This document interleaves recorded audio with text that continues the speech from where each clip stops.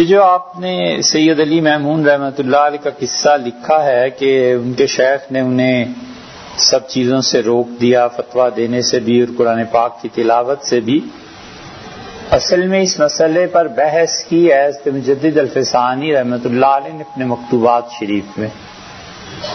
اور حضرت رحمۃ اللہ علیہ کا خیال یہ ہے کہ آدمی کو کثرت ذکر اور اللہ اللہ کرنے سے پہلے اپنی نیت کی اصلاح کرنی چاہیے۔ کوئی آدمی نفل پڑھتا ہے، کوئی ذکر اذکار کرتا ہے، تو اب اس پر کیا اثرات مرتب ہوں گے اگر اس انسان کی نیت درست نہیں ہے تو کیا ہوگا، اور ذکر کے غلبے کی وجہ سے جو چیزیں خوف کشف وغیرہ ایسی چیزیں آتی ہیں اس کا کیا ہوگا۔ تو حضرت مجدد رحمۃ اللہ علیہ کا خیال یہ ہے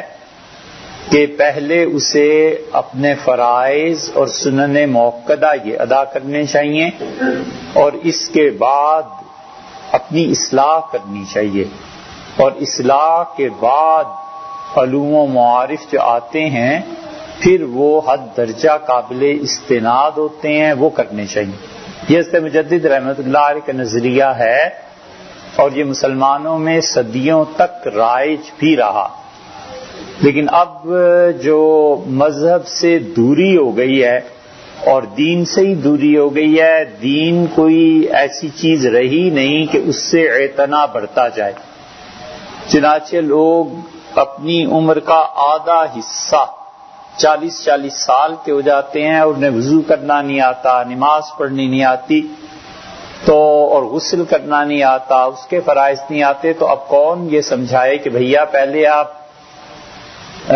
نماز روزہ سیکھیں پھر آپ کہیں اصلاح کرائیں اور بیعت ہوں اور یہ چیزیں۔